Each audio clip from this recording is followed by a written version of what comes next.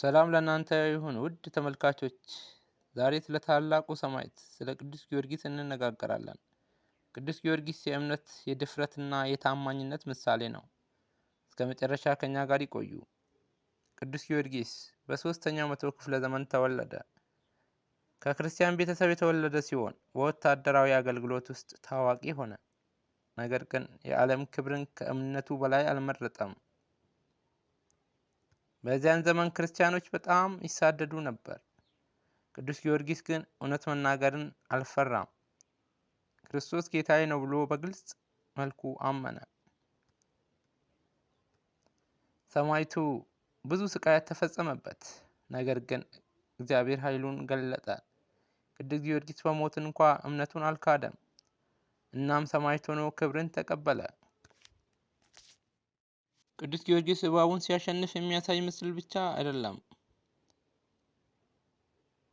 እባቡን ክፋትንና ፍርሃትን ይወክላል። በእምነት ክፉን ማሸነፍ እንደሚቻል ያሳያል። ይህ ማለት ብሪታዊትን ቅዱስ ጊዮርጊስ እንዴት እንዳዳነ፣ ክፉን ድራጎን እንዴት እንደጣለ በአርበኛነቱ አይተናል ማለት ነው።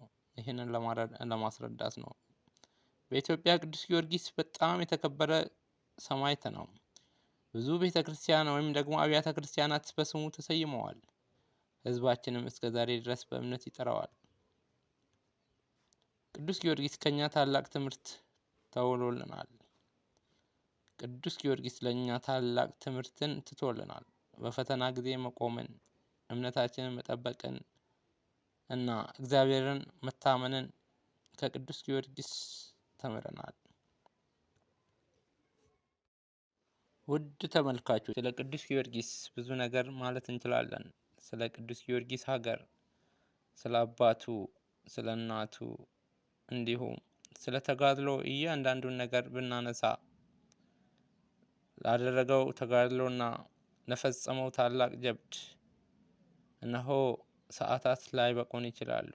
ነገር ግን ሰማዕቱ ፈጥኖ ደራሽ ስለሆነ ኦ ፍጡነ ረድኤት እምርጽ ሰነፋሶ አብሎ ለዘይጼው አከበ ተወክሎ እንደተባለው አንተም በማመን ለሚጠሩክ ከነፋስ ፍጥነት በላይ ፈጥነ ትደርሳለህ ተብሎ የተጠራ ሰማዕት ስለሆነ ሰማዕቱን በእለቱ ስሙን እንጥራ በማለት እንጂ ያደረገውን ሁሉ አሁን በዚህ ደቂቃ ተናግሮ መጨረስ አይቻልምና፣ ስለዚህ የሰማዕቱ አማላጅነትና በረከት ይደረግልንና ሌላ ጊዜ ስለገድሉ ቀስ በቀስ አጠር መጠን እያደረግን ቆንጠር እያደረግን በስፋት እንማማራለን። ስለዚህ እስከ ፍጻሜ ስላዳመጣችሁኝ አመሰግናለሁ። የሰማዕቱ አምላክ ይማረን። አምላከ ቅዱስ ጊዮርጊስ መሐረነ፣ አምላከ ቅዱስ ጊዮርጊስ መሐረነ፣ አምላከ ቅዱስ ጊዮርጊስ ተሳሃለነ በማለት ዝግጅቴን በዚህ ላይ እቋጫለሁ። እስከ ፍጻሜ ስላዳመጣችሁኝ አመሰግናለሁ። ክብረት ይስጥልኝ።